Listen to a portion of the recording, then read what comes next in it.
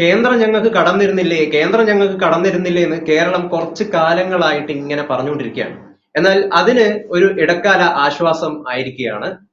കേന്ദ്ര സർക്കാർ കേരളത്തിന്റെ കടമെടുപ്പ് പരിധി വെട്ടിച്ചുരുക്കുന്നു എന്ന് കാണിച്ചുകൊണ്ട് കേരളം സുപ്രീം കോടതിയെ സമീപിക്കുന്നു. സുപ്രീം കോടതിയിൽ സ്വീറ്റ് സമർപ്പിക്കുന്നു. എന്നാൽ ഇതിനൊരു ഇടക്കാല ഉത്തരവാണ് കഴിഞ്ഞ ദിവസം പുറത്തു വന്നിരിക്കുന്നത്. ഇതിൽ കേരള സർക്കാരിന് വലിയ രീതിയിൽ തിരിച്ചടിയാവുന്ന ഒരു ഉത്തരവാണ് രണ്ടംഗ ബെഞ്ച് പുറത്തിറക്കിയിരിക്കുന്നത്. ഇതിൽ കേരളത്തിന്റെ ധനകാര്യ മിസ്മാനേജ്മെന്റിനെ പറ്റി കൃത്യമായി സൂചിപ്പിക്കുന്നു. അതോടൊപ്പം തന്നെ കേരളത്തിന്റെ കടമെടുപ്പ് പരിധി വർദ്ധിപ്പിക്കാൻ സാധിക്കില്ല എന്നും ഈ രണ്ടംഗ ബെഞ്ച് ഉത്തരവിറക്കിയിട്ടുണ്ട്. ഇന്ന് ABC ചർച്ച ചെയ്യാൻ പോകുന്ന വിഷയം, ഈ ഉത്തരവ് കേരളത്തിനാണോ അതോ കേന്ദ്രത്തിനാണോ ആശ്വാസം? ABC ഡിബേറ്റിലേക്ക് സ്വാഗതം. ഇന്ന് ഈ ചർച്ചയിൽ പങ്കെടുക്കുന്നത് സാമൂഹിക നിരീക്ഷകയായ അഞ്ജു പാർവതി പ്രബീഷാണ്. മറ്റൊന്ന് അഡ്വക്കേറ്റ് പ്രശാന്ത്, അതോടൊപ്പം തന്നെ രാഷ്ട്രീയ നിരീക്ഷകൻ MN പിയേഴ്സണും ഈ ചർച്ചയിലുണ്ട്. ആദ്യം MN പിയേഴ്സണിനോട് ചോദിക്കാം. ഭരണഘടനയുടെ 293 അനുച്ഛേദത്തിലെ വ്യവസ്ഥകൾ വിശദമായി പരിശോധിക്കണം എന്ന് പറഞ്ഞുകൊണ്ടാണ് ഈ രണ്ടംഗ ബെഞ്ച് ഇപ്പോ ഈ ഉത്തരവ് ഒരു 5 അംഗ ബെഞ്ചിലേക്ക് സമർപ്പിച്ചിരിക്കുന്നത്. എന്താണ് താങ്കൾക്ക് എന്ത് തോന്നുന്നു? ഇത് കേരളത്തിന്റെ ആശ്വാസമാണോ അതോ കേന്ദ്രത്തിനാണോ ആശ്വാസം? ഇത് കേന്ദ്രത്തിന്റെയോ കേരളത്തിന്റെയോ ഒരു ആശ്വാസ പ്രശ്നമല്ല, ഭരണഘടനാപരമായ ഒരു പ്രശ്നം തന്നെയാണ്.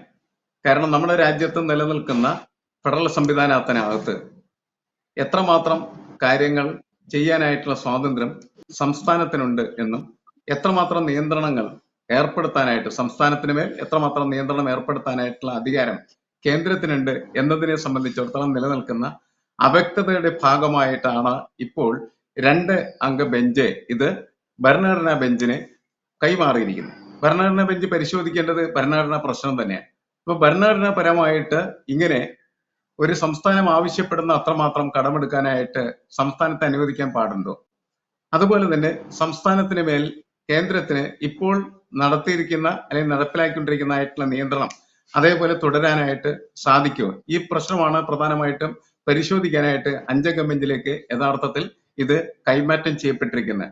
താൽക്കാലികമായ ആശ്വാസം എന്ന് നമ്മൾ പറയുന്നത്, അല്ലെങ്കിൽ ഓരോരുത്തരും പറയുന്നത്, അതൊരു ആത്മനിഷ്ഠമായിട്ടുള്ള പ്രശ്നമായിട്ടാണ് വരുന്നത്. അല്ലെങ്കിൽ ഓരോരുത്തരുടെയും രാഷ്ട്രീയ താല്പര്യത്തിനനുസരിച്ചിട്ട് അത് ഓരോരുത്തരുടെയും ആശ്വാസം എന്ന് പറയും. ഇപ്പൊ കേരളം ഭരിക്കുന്ന സർക്കാർ അവർക്ക് ആശ്വാസമായെന്ന് വിശ്വസിക്കാനായിട്ട് കഴിയുന്നതിന്റെ പ്രധാനപ്പെട്ട കാരണം അത് 5 അംഗ ബെഞ്ചിലേക്ക് കൈമാറിയിരിക്കുന്നു എന്നതുകൊണ്ടാണ്. എന്നാൽ കേന്ദ്രം ഭരിക്കുന്ന കേന്ദ്ര ഗവൺമെന്റിനെ സംബന്ധിച്ചിടത്തോളം അവർ പറഞ്ഞതാണ് ശരിയെന്ന് സ്ഥാപിക്കാൻ കഴിയുന്ന തരത്തിലേക്കുള്ള ഇടപെടലുകളും അതേപോലെ ഇടക്കാല വിധിയും യഥാർത്ഥത്തിൽ സുപ്രീം കോടതിയുടെ ഭാഗത്ത് ഉണ്ടായിട്ടുണ്ട്. മാത്രമല്ല കേരളത്തിന്റെ സാമ്പത്തിക കെടുകാര്യസ്ഥതയെ കുറിച്ചുള്ള പരാമർശങ്ങൾ പോലും ഈ വിധിയുടെ ഭാഗമായിട്ട് പുറത്തു വന്നിട്ടുണ്ട്. അതുകൊണ്ട് സ്വാഭാവികമായിട്ടും കേന്ദ്രത്തെ സംബന്ധിച്ചിടത്തോളം അവരെടുത്തിരിക്കുന്ന നിലപാട് ശരിയാണ് എന്ന് അവർക്ക് വ്യക്തമായിട്ട് പറയാനായിട്ടുള്ള അവസരവും ഈ വിധി വഴി ഉണ്ടായിട്ടുണ്ട് എന്നാണ് എനിക്ക് തോന്നുന്നത്. എന്നാലും വളരെ ഗുരുതരമായിട്ടുള്ള ഒരു പ്രശ്നം എന്ന നിലയ്ക്ക് ഇത് ഭരണഘടനാ ബെഞ്ചിന് കൈമാറ്റം ചെയ്യപ്പെടുകയും അത് പരിശോധിക്കപ്പെടുന്ന സമയത്ത് യഥാർത്ഥത്തിൽ നിലനിൽക്കുന്ന പ്രശ്നങ്ങൾക്ക് ആത്യന്തികമായിട്ടുള്ള ഒരു പരിഹാരം കാണും എന്നുമാണ് ഞാൻ കണക്കാക്കുന്നത്. ഓക്കെ. അഡ്വക്കേറ്റ് പ്രശാന്ത്, കേരളം 10,000 കോടിയോളം കടമാണ് ആവശ്യപ്പെട്ടത്. എന്നാൽ കേന്ദ്രം അത് നൽകാനായിട്ട് അനുവദിച്ചില്ല. തുടർന്നാണ് സുപ്രീം കോടതിയിൽ സ്വീറ്റ് സമർപ്പിക്കുകയും ഈ ഒരു ഉത്തരവ് വന്നിരിക്കുന്നത്. 5 അംഗ ബെഞ്ചിലേക്കാണ് ഈ ഒരു ഉത്തരവ് ഇവര് നൽകിയിരിക്കുന്നത്. എന്നാൽ കഴിഞ്ഞ ദിവസം വന്ന ഉത്തരവിൽ വലിയ രീതിയിലുള്ള വിമർശനങ്ങള് സംസ്ഥാന സർക്കാരിന്റെ ഫിനാൻഷ്യൽ മാനേജ്മെന്റിനെതിരെ സുപ്രീം കോടതി നടത്തിയിട്ടുണ്ട്. എന്ത് തോന്നുന്നു താങ്കൾക്ക്? എന്താണ് ഇതിന്റെ മറുപടി? ഇത് സംസ്ഥാന സർക്കാരിന് ഏറ്റവും കനത്ത തിരിച്ചടിയാണ്. ഇതിനെ സത്യസന്ധമായി വിശകലനം നടത്തുമ്പോൾ ഇത് സംസ്ഥാനത്തിന്റെ ധനകാര്യസ്ഥിതിയെ പറ്റി കേന്ദ്രം പറഞ്ഞിരിക്കുന്ന പല കാര്യങ്ങളും, അല്ലെ കേന്ദ്ര ഗവൺമെന്റ് പറഞ്ഞിരിക്കുന്ന കേന്ദ്ര ഗവൺമെന്റ് സുപ്രീം കോടതി മുമ്പാകെ ബോധിപ്പിച്ച കാര്യങ്ങൾ ശരിയാണ് എന്ന് അംഗീകരിക്കുന്ന തരത്തിലുള്ള ഒരു വിധിയാണ് സുപ്രീം കോടതിയുടെ ഭാഗത്തു നിന്ന് ഉണ്ടായിട്ടിരിക്കുന്നത്. കാരണം ഈ കേരളം എടുത്ത കടങ്ങൾ, അത് കിഫ്ബി ആണെങ്കിലും ഒക്കെയുള്ള കടങ്ങൾ സംസ്ഥാനത്തിന്റെ കടമാണ് എന്ന് സുപ്രീം കോടതി വിധിയോടുകൂടി വളരെ വ്യക്തമായിരിക്കുന്നു. തന്നെയല്ല, ഇതിനകത്തൊരു ഇന്ററിം റിലീഫ് സംസ്ഥാന സർക്കാരിന് കിട്ടിയിട്ടില്ല. പിന്നെ വേണമെങ്കിൽ ഇവിടെ പക്ഷെ നേതാക്കന്മാർക്കോ അല്ലെങ്കിൽ പഴയ ധനകാര്യമന്ത്രിയായ തോമസ് ഐസക് അതുപോലുള്ളവർക്കോ ഒക്കെ ഇത് ഭരണഘടനാ ബെഞ്ചിന് വിട്ടു എന്ന് ആശ്വസിക്കും. ക്ഷമിക്കണം, അദ്ദേഹത്തിന്റെ ചെറിയൊരു ടെക്നിക്കൽ ഇഷ്യൂ ഉണ്ട്. നമുക്ക് അഞ്ജു പാർവതിയിലേക്ക് കിടക്കാം. ഇത് നമ്മുടെ സംസ്ഥാന സർക്കാർ കുറെ കാലങ്ങളായിട്ട് പറയുന്നു കേന്ദ്രം കടമെടുക്കാൻ അനുമതി നൽകുന്നില്ല, കേരളത്തിന് ആവശ്യപ്പെട്ട തുകയാണ് ചോദിക്കുന്നത് എന്നൊക്കെ കുറെ കാലങ്ങളായി നമ്മൾ കേൾക്കുന്നു. ഇപ്പം ഇത് കൃത്യമായിട്ട് കേരളത്തിനുള്ള ഒരു തിരിച്ചടി തന്നെയാണ് കഴിഞ്ഞ ദിവസത്തെ ഉത്തരവിലൂടെ വന്നിരിക്കുന്നത് എന്നല്ലേ നമ്മൾ മനസ്സിലാക്കുന്നത്? തീർച്ചയായും ഇത് വളരെ നമ്മൾ അധികാരത്തിൽ ഈ ഒരു നമ്മുടെ ഇടതുപക്ഷ സർക്കാർ 2016 അധികാരത്തിൽ വന്ന അന്ന് മുതൽ ഓരോ പ്രതിസന്ധി വരുമ്പോഴും അവര് കേന്ദ്രത്തെ കുറ്റപ്പെടുത്തി. അതായത് പ്രത്യേകിച്ചും നമുക്ക് പറയാം, ഒരു സാമൂഹ്യ നിരീക്ഷകൻ എന്ന രീതിയിൽ തന്നെ ഞാൻ പറയട്ടെ, നമുക്ക് കാണാം പല രീതിയിലും അവർ എന്ത് പ്രശ്നമുണ്ടെങ്കിലും സംസ്ഥാനവുമായിട്ട് ബന്ധപ്പെട്ടിട്ടുള്ള പ്രതിസന്ധി വരുമ്പോൾ അവർക്ക് എപ്പോഴും ഒരൊറ്റ ഇതാണ്, കേന്ദ്രം സമ്മതിച്ചിട്ടില്ല, കേന്ദ്രം തന്നില്ല എന്ന്. അപ്പൊ ഞാൻ ചോദിക്കുന്നത്, ഇത് ശരിക്കും പറഞ്ഞാൽ ഈ ഒരു വിധിയോട് കൂടി തന്നെ ഇത് സംസ്ഥാന സർക്കാരിന്റെ, അതായത് ഫിനാൻഷ്യൽ മാനേജ്മെന്റിന്റെ കെടുകാര്യസ്ഥത എന്തായിരുന്നു എന്നത് പൊതുസമൂഹത്തിന് ബോധ്യമായിട്ടുണ്ട്. മാത്രമല്ല കോടതി ചൂണ്ടിക്കാണിച്ചിട്ടുണ്ട് 2016-2020 സാമ്പത്തിക വർഷം ആ ഒരു കാലയളവിനുള്ള അധിക കടം, അത് കേന്ദ്രത്തിന്റെ അധിക കടമാണ്. അപ്പം അതിന്റെ ഏകദേശം 14,000 കോടി, അതാണ് നമ്മൾ കോടതി ഉത്തരവിൽ നമ്മൾ ഇന്നലത്തെ വിധിയിൽ നിന്ന് മനസ്സിലാക്കാൻ കഴിയുന്നത്. അത് പിറ്റേ വർഷം മുതൽ തന്നെ, അതായത് 2021 ആ വർഷം മുതൽ തന്നെ കേന്ദ്രം എന്ത് ചെയ്യുമായിരുന്നു, അത് ഇത് ഏറ്റെടുത്തുകൊണ്ടിരിക്കുവാണ്. അതിന്റെ നമ്മൾ കടം മേടിച്ചു കഴിഞ്ഞാൽ ഇപ്പം ഇത് ഭരണഘടനയിലെ 293 അനുച്ഛേദം അനുസരിച്ച് നമുക്ക് സംസ്ഥാന ഗവൺമെന്റിന് കേന്ദ്ര ഗവൺമെന്റിൽ നിന്ന് കടമെടുക്കാം. അതിന് സർട്ടൺ നോംസ് ഉണ്ട്. അദ്ദേഹം അഡ്വക്കേറ്റ് ആയതുകൊണ്ട് തന്നെ പ്രശാന്ത് സാറിന് ഒരുപക്ഷെ അതിനെക്കുറിച്ച് കാര്യങ്ങളൊക്കെ വ്യക്തമായിട്ട് അറിയാമായിരിക്കാം, അദ്ദേഹം അത് ക്ലിയർ ചെയ്യുമായിരിക്കും. പക്ഷെ അതിനൊരു പരിധിയുണ്ട്. ഒരു സംസ്ഥാന സർക്കാരിന് എത്ര നാളാണ് കേന്ദ്രത്തെ മാത്രം ഡിപ്പെൻഡ് ചെയ്ത് കൊണ്ടുപോകാൻ കഴിയും? അതായത് നമുക്ക് ആലോചിച്ച് നോക്കും, നമ്മുടെ ഐസക് സാറിന്റെ ഒരു കെടുകാര്യസ്ഥ കിഫ്ബി ആയിട്ട് ബന്ധപ്പെട്ടുള്ള ഒരുപാട് കാര്യങ്ങൾ വരും. അദ്ദേഹം സാമൂഹികപരമായിട്ടുള്ള വിഷയങ്ങൾ വരുമ്പം എന്ത് പ്രശ്നങ്ങൾ വന്നു കഴിഞ്ഞാലും ഒരു നീളൻ പോസ്റ്റ് ഇട്ടിട്ട് ആർക്കും മനസ്സിലാക്കാത്ത രീതിയിൽ ഒരു ആഡം സ്മിത്ത് പോലും ഇരുന്ന് ചിരിക്കും, വെൽത്ത് ഓഫ് നേഷൻസ് എഴുതിയ ആഡം സ്മിത്ത് പോലും മുകളിൽ ഇരുന്ന് ചിരിക്കുന്ന രീതിയിലുള്ള ഒരു നീളൻ പോസ്റ്റ് ഇട്ടിട്ട് ഈ ചോദ്യങ്ങളെ എന്ത് ചെയ്യുവാണ്, എപ്പോഴും വളച്ചൊടിക്കുന്ന രീതിയിലാക്കുകയാണ്. പക്ഷെ ഈ ഒരു വിധിയോടുകൂടി മനസ്സിലായി നമ്മുടെ കേരളം കൃത്യമായിട്ടും ഒരു ഫിനാൻഷ്യൽ അനാർക്കി ആ ഒരു നിലവാരത്തിലേക്ക്, അതായത് ആ ഒരു സ്ഥിതിവിശേഷത്തിലേക്ക് നമ്മൾ നീങ്ങിക്കൊണ്ടേയിരിക്കുകയാണ്. തീർച്ചയായും ഒരു 2026 ഒക്കെ ആവുമ്പോഴേക്കും അതിന്റെ നമുക്കറിയാം കഴിഞ്ഞ 2-3 ദശകങ്ങളായിട്ട് ഇന്ത്യയിലെ ഒരു സംസ്ഥാനത്തിലും സർക്കാർ ജീവനക്കാർക്ക് പോലും ശമ്പളം മുടങ്ങിയിട്ടില്ല. കഴിഞ്ഞ മാസം നമ്മളത് കണ്ടു. ഇവര് എന്ത് സാങ്കേതിക പിഴവെന്നുള്ള ക്യാപ്സ്യൂൾ ഇറക്കിയാലും യാഥാർത്ഥ്യം എന്താണ് നമുക്കറിയാം. ഇവിടെ എന്തെല്ലാം വിഷയങ്ങളില് KSRTC ജീവനക്കാര്, നമ്മുടെ നെൽ കർഷകർ, ഇവരൊക്കെ ആത്മഹത്യ, എല്ലാം എവിടെ തൊട്ട് നോക്കിക്കഴിഞ്ഞാലും കടത്തിന്റെ മേൽ കടമാണ്. പക്ഷെ നമുക്ക് എന്താണ് എപ്പോഴും നമ്മൾ നമ്പർ 1 കേരളം എന്നുള്ളൊരു തള്ളിമറിക്കൽ അല്ലെങ്കിൽ PR വർക്കിന്റെ ഇടയിൽ തെരഞ്ഞെടുപ്പ് വരുമ്പോ നമ്മള് ഇതെല്ലാം പല രീതിയിലുള്ള ക്യാപ്സ്യൂളുകളിലൂടെ ജനങ്ങളെ, പക്ഷെ ഇന്ന് സാങ്കേതിക വിദ്യ ഇത്രയും വളർന്നു കഴിഞ്ഞു. ഒരു വിരൽത്തുമ്പിൽ നമ്മൾ നോക്കിക്കഴിഞ്ഞു കഴിഞ്ഞാൽ ഇൻഫർമേഷൻസ് കിട്ടും. അപ്പോ പണ്ടത്തെ പോലെ ഇടത് സർക്കാരിന് അല്ലെങ്കിൽ ഇടത് വെട്ടുകിളി കൂട്ടങ്ങൾക്കൊന്നും ക്യാപ്സ്യൂൾ വെച്ചിട്ട് ജനങ്ങളുടെ ബോധ്യത്തിന്മേല് ഇങ്ങനെ കള്ളം പറയാൻ പറ്റില്ല. അപ്പോ ഇന്നലത്തെ ഒരു വിധിയോടുകൂടി ക്ലിയർ ആയി കഴിഞ്ഞു. കിഫ്ബി വഴി അല്ലെങ്കിൽ ആഡം സ്മിത്ത് എന്നുള്ള രീതിയിൽ നമ്മുടെ കേരളത്തിന്റെ ആഡം സ്മിത്ത് എന്ന് പറഞ്ഞ ഐസക് സാർ ചെയ്തു വെച്ചിരിക്കുന്ന എന്തുമാത്രം ഫൂളിഷ്നെസ് ആയിട്ടുള്ള ഒരു ഫിനാൻസ് മാനേജ്മെന്റ് ആയിരുന്നു നമുക്ക് ഉണ്ടായിരുന്നതെന്ന് തീർത്തും പൊളിയപ്പെടുകയാണ് ചെയ്തത്, അല്ലെ? തീർത്തും തുറന്നു കാണിക്കപ്പെടുകയാണ് ചെയ്തത് കേരളത്തിന്റെ സിസ്റ്റം. കാരണം ശരിക്കും നമ്മളൊരു ഫിനാൻഷ്യൽ അനാർക്കിയാണ്. 2026 ഒക്കെ ആകുമ്പോഴേക്കും ഇത് വളരെ ഏറ്റവും ഒരു മോശം അവസ്ഥയിലേക്ക് നമ്മൾ എത്തും. നമുക്ക് ഒരുപാട് ആളുകളിൽ നികുതി, അതായത് മദ്യം കൊണ്ടോ ലോട്ടറി കൊണ്ടോ ഇത് 2 വരുമാന മാർഗങ്ങളെ മാത്രം ആശ്രയിച്ചിരിക്കുന്ന ഒരു സംസ്ഥാനമാണ്. മുന്നോട്ട് പോകാൻ പറ്റില്ല. അപ്പോ ഇത് ഭരണഘടനാ ബെഞ്ചിലേക്ക് വിട്ടു എന്ന് പറഞ്ഞിട്ടുള്ള ഒരു ആശ്വാസമായിട്ടൊന്നും വേണ്ട. ചോദ്യങ്ങൾ വരും. ഇന്നലത്തെ വിധിയിൽ തന്നെ ചോദിക്കുന്നുണ്ട്. അതായത് കേന്ദ്രത്തിനെ ഇവര് കുറ്റപ്പെടുത്തി, അതായത് 14ാം ധനകാര്യ കമ്മീഷനിൽ കണമെടുത്തത് 15ാം ഫിനാൻസ് കമ്മീഷനിൽ എടുക്കാൻ പറ്റുമോ എന്നൊക്കെ പറഞ്ഞ് കുറെ ചോദ്യങ്ങളുമായിട്ടാണ് ഹർജി കൊടുത്തിരുന്നത്. അതിനൊക്കെ വ്യക്തമായിട്ടുള്ള മറുപടി സുപ്രീം കോടതി ഇന്നലെ കൊടുത്തിട്ടുണ്ടായിരുന്നു. തീർച്ചയായും കേന്ദ്രത്തിന് അങ്ങനെ ആ അധിക കടം എടുക്കാനുള്ള റൈറ്റ് ഉണ്ട് എന്ന് പറഞ്ഞിട്ടുണ്ടായിരുന്നു. അപ്പം ഒട്ടും തന്നെ ആശ്വാസകരമല്ല കേരളത്തിന്റെ ഇപ്പോഴത്തെ അവസ്ഥ. ഇത് ശരിക്കും ചർച്ച ചെയ്യപ്പെടേണ്ടതായ ഏറ്റവും വലിയൊരു വിഷയമാണ്. ഇതിൽ മറ്റൊരു കാര്യം കൂടെ എനിക്ക് ചൂണ്ടിക്കാണിക്കാനുള്ളത്, 2021 തെരഞ്ഞെടുപ്പ് സമയത്ത് പിണറായി സർക്കാർ അദ്ദേഹം ആവശ്യമില്ലാത്തൊരു അതായത് വോട്ട് ലക്ഷ്യം മാത്രം മുന്നിൽ നിർത്തി സർക്കാർ ജീവനക്കാർക്ക് മുന്നിൽ ശമ്പള പരിഷ്കരണം എന്ന് 5 വർഷം കൂടുമ്പോൾ ശമ്പള പരിഷ്കരണം എന്ന് പറഞ്ഞൊരു നയം കൊണ്ടുവന്നു. അതായിരുന്നു ഏറ്റവും ശരിക്കും പറഞ്ഞാൽ നമ്മുടെ ഫിനാൻഷ്യൽ കേരളത്തിന്റെ ധനകാര്യ സ്ഥിതിയുടെ കടക്കിൽ ആഞ്ഞു വെട്ടിയ ഒരു ഭരണ പരിഷ്കാരമായിരുന്നു അത്. തീർച്ചയായും അതിന്റെ പ്രത്യാഘാതം നമ്മൾ 2026 അടുത്ത 5 വർഷമാകുമ്പോഴേക്കും നമുക്കറിയാം. ഇവ എവിടെ നിർത്തി കൊടുക്കാനാണ്? ശമ്പള പരിഷ്കരണം എന്ന് പറയുമ്പോൾ ഒരു സംസ്ഥാനത്തിന് സർക്കാർ ജീവനക്കാർക്ക് ശമ്പള പരിഷ്കരണം കൊടുക്കണമെങ്കിൽ നമ്മുടേതായ ഒരു ഫിനാൻസ് കണ്ടെത്തണം, വരുമാന മാർഗം. നികുതി നമുക്കറിയാം, GDP-യുടെ കാര്യങ്ങളൊക്കെ വെച്ചിട്ട് ആ നിയമങ്ങളൊക്കെ ഉള്ളത് കൊണ്ട്, GDP അല്ല സോറി GST നിയമങ്ങളൊക്കെ ഉള്ളത് കൊണ്ട് നമുക്ക് കൂടുതൽ നികുതിയൊന്നും ഇനി ഒരു രീതിയിൽ എടുക്കാൻ പറ്റില്ല. അപ്പൊ നമ്മൾ എങ്ങനെയാണ് 2026 ആകുമ്പോൾ ആദ്യത്തെ പ്രതിസന്ധി വരും.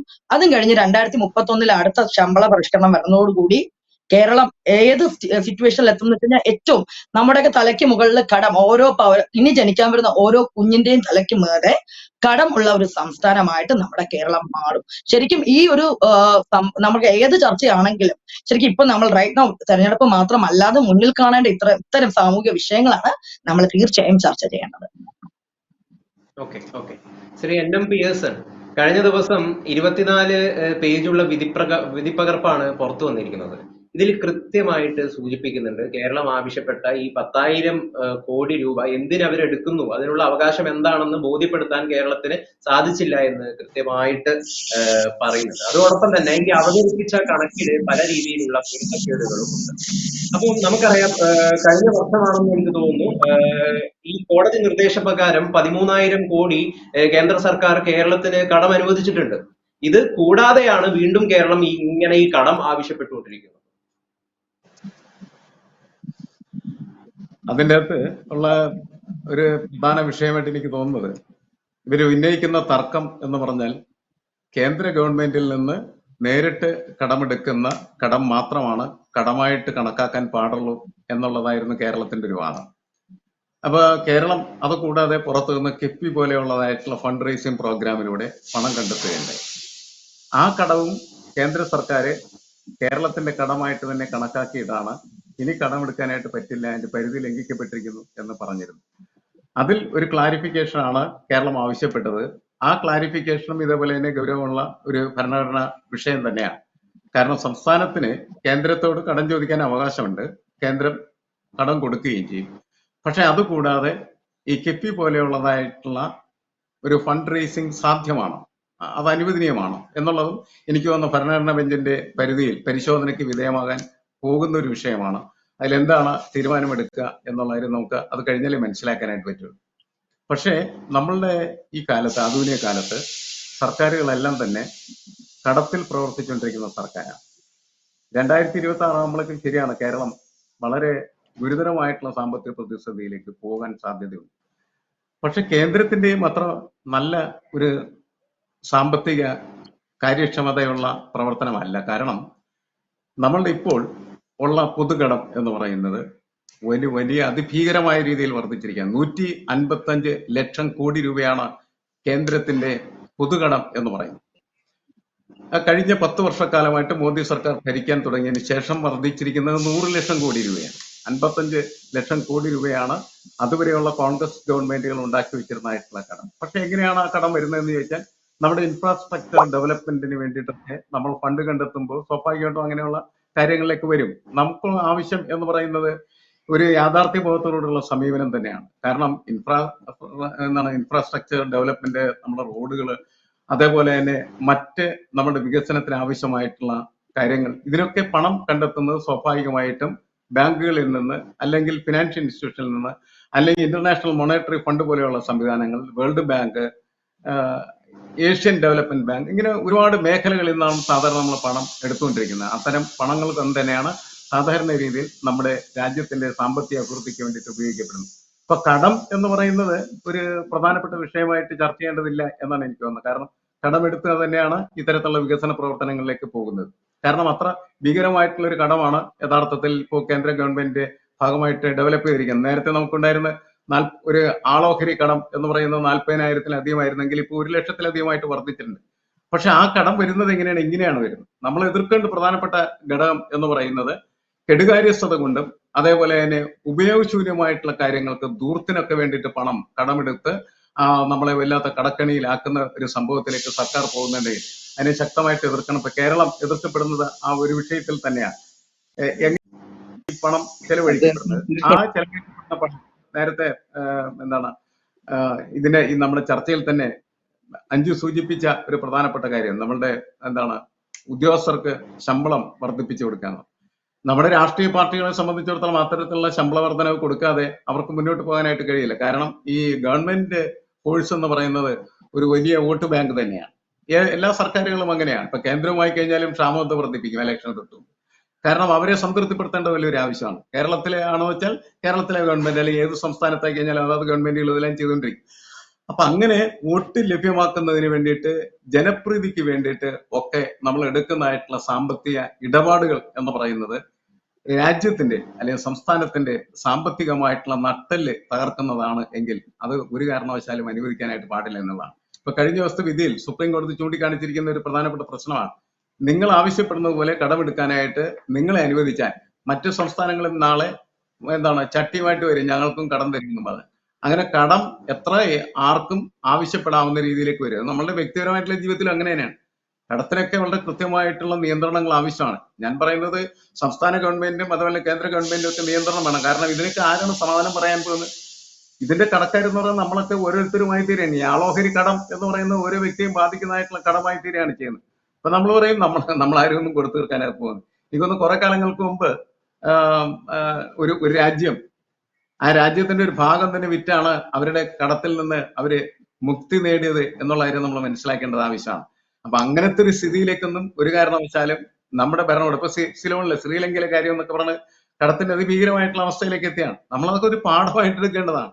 ഓരോ സർക്കാരും വളരെ ഗൗരവത്തോടുകൂടി ഓരോ കാര്യങ്ങൾ പഠിച്ച് അവരുടെ ജനസമൂഹത്തെ സംബന്ധിച്ചിടത്തോളം അത് എത്രമാത്രം ഗുണകരമാണോ അല്ലെങ്കിൽ ദോഷകരമാണെന്ന് നോക്കിയിട്ട് ഗുണകരമായ കാര്യങ്ങൾ ചെയ്യുക, ദോഷകരമായ ചെയ്യാതിരിക്കുക. ഒരു കാരണവരുടെ ഉത്തരവാദിത്വമാണ് യഥാർത്ഥത്തിൽ സർക്കാരിനുള്ളത്, സർക്കാരിന്റെ മുഖ്യമന്ത്രിക്കുള്ളത്. അദ്ദേഹം കരുതലോടുകൂടി മാത്രമേ എന്ത് ചെയ്യാൻ പാടുള്ളൂ, പണം വാങ്ങാൻ പാടുള്ളൂ, കടമെടുക്കാനായിട്ട് പാടുള്ളൂ, അത് വിനിയോഗിക്കാനായിട്ട് പാടുള്ളൂ.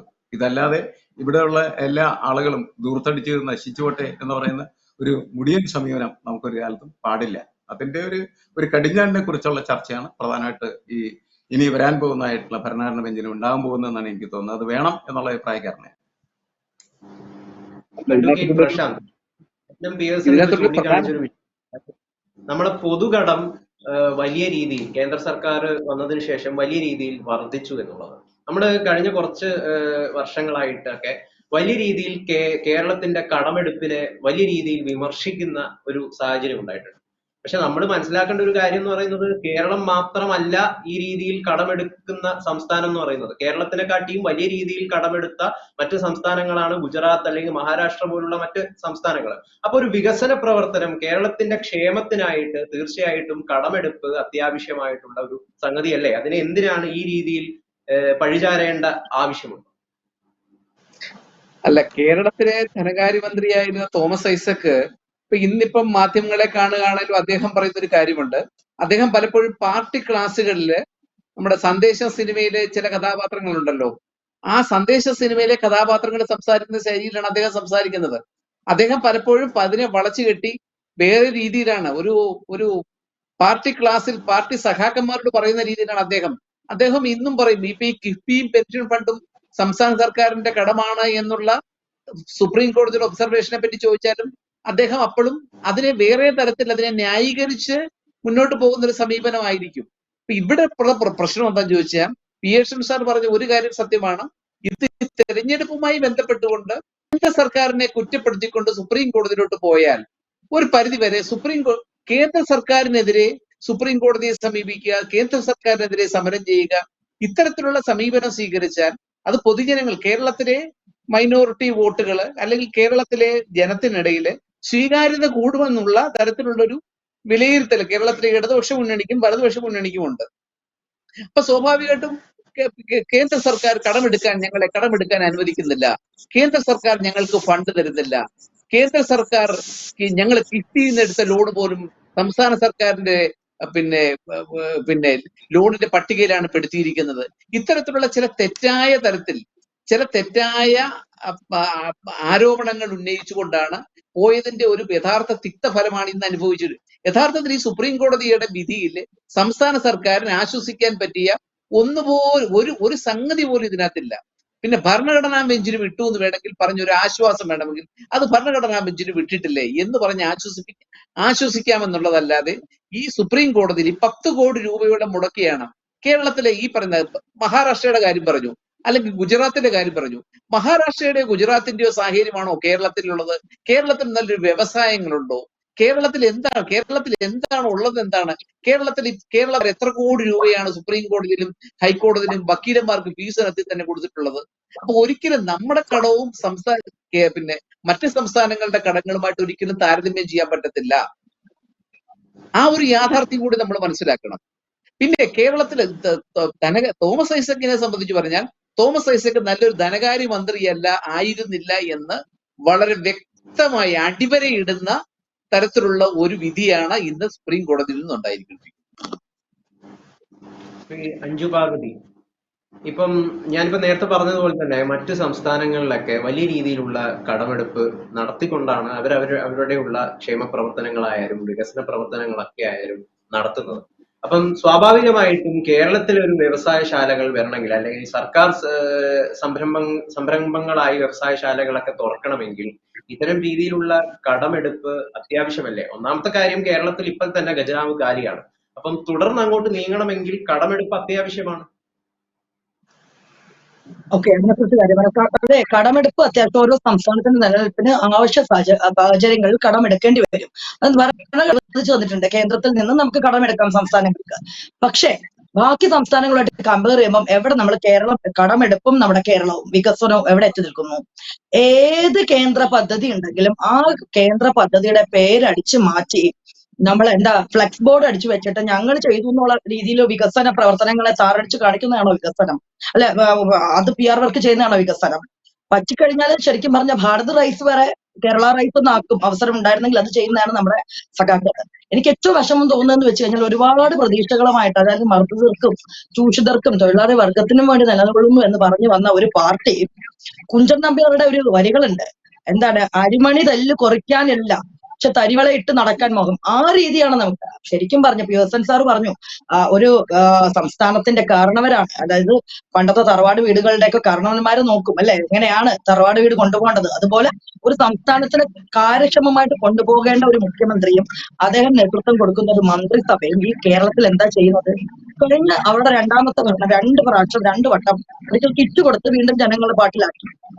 ക്ഷേമ പെൻഷൻ എത്ര മാസമായി ക്ഷേമ പെൻഷൻ മുടങ്ങിക്കിടക്കുകയാണ്, നമ്മൾ കണ്ടതാണ്. KSRTC പെൻഷൻ ഒക്കെ പോട്ടെ, ഉച്ചക്കഞ്ഞി കുഞ്ഞുങ്ങൾക്ക് കൊടുക്കേണ്ട ഉച്ചക്കഞ്ഞിക്ക് വരെ ഹെഡ് മാസ്റ്റർമാര് കോടതി പോകേണ്ട ഒരു സമീപനം നമ്മൾ കണ്ടു. പക്ഷെ എന്ത് വികസനമാണ് കേരളത്തിൽ ഉണ്ടായിട്ടുള്ളത്? നമ്മൾ കണ്ടു, എല്ലാ ഇൻഫ്രാസ്ട്രക്ചറും റോഡും എല്ലാം കൊണ്ടുവരുന്നത് കേന്ദ്ര ഗവൺമെന്റിന്റെയാണ്. ഇവിടെ നമുക്ക് ചെയ്യാനുള്ള ഒരുപാട് കാര്യങ്ങളുണ്ട്. 2 കാര്യങ്ങളിൽ മാത്രം, മദ്യം, ലോട്ടറി, ഇതിനെ മാത്രം ഡിപ്പെൻഡ് ചെയ്ത് അതിനൊപ്പം തന്നെ എവിടെ നിന്നൊക്കെ കടം മേടിക്കാമോ ആ സ്വന്തം കീശ നിറയ്ക്കുന്ന രീതിയിൽ മാത്രമാണ് ഇവിടുത്തെ ജനപ്രതിനിധികൾ ഭരണം കൊണ്ടുപോകുന്നത്. ശരിയല്ലേ?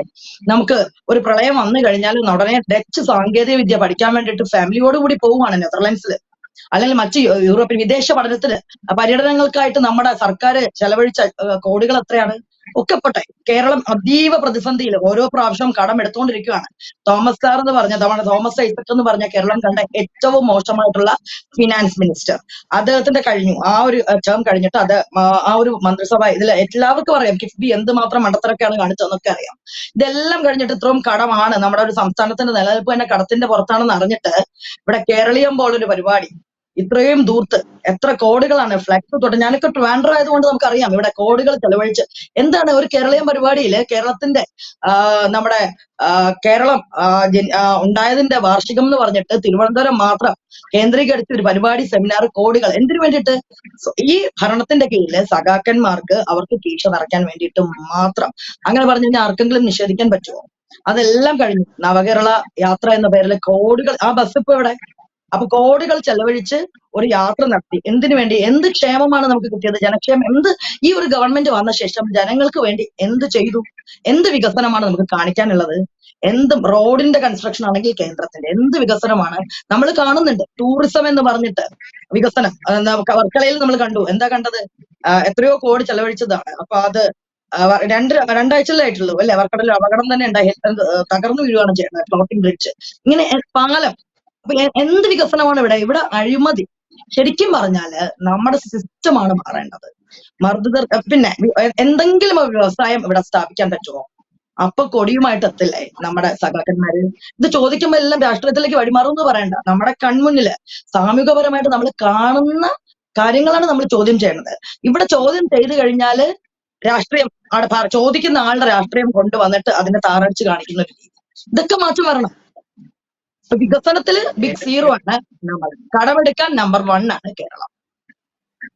ഓക്കെ, NM ബിയേഴ്സൺ അഞ്ജു പാർവതി ചൂണ്ടിക്കാണിച്ച ഒരു പ്രധാന വിഷയങ്ങളിൽ ഒന്ന് വ്യവസായങ്ങൾ എന്തെങ്കിലും തുടങ്ങാൻ വരുമ്പം കൊടിയുമായിട്ട് സഖാക്കന്മാർ വരുമല്ലോ എന്നാണ്. അത് തന്നെയാണ് കേരളത്തിനെ ഇന്നത്തെ ഈ ഒരു മുരടിപ്പ് അവസ്ഥയിലേക്ക് കൊണ്ടെത്തിച്ചത് എന്നാണ് നിരവധി കാലങ്ങളായിട്ട് ഇപ്പൊ ഉയർന്നു വരുന്ന പ്രധാന വിമർശനം. കണ്ടിട്ടുള്ളതും മനസ്സിലാക്കിയിട്ടുള്ള കാര്യം എന്താണെന്ന് വെച്ചാല് ഇതിന്റെ ഫലമായിട്ട് വ്യവസായങ്ങൾ ഒരുപാട് പൂട്ടിപ്പോകുന്നുണ്ട്. നമുക്കറിയാം, കഴിഞ്ഞ വർഷം നമ്മൾ ചർച്ച ചെയ്തത് ഒരു വ്യവസായിയുടെ ആത്മഹത്യ ഇതിന്റെ ഫലമായിട്ട് സംഭവിച്ചതാണ് എന്നുള്ളതാണ്. അങ്ങനെ പലതും നമ്മളിങ്ങനെ ചർച്ച ചെയ്യുന്നുണ്ട്.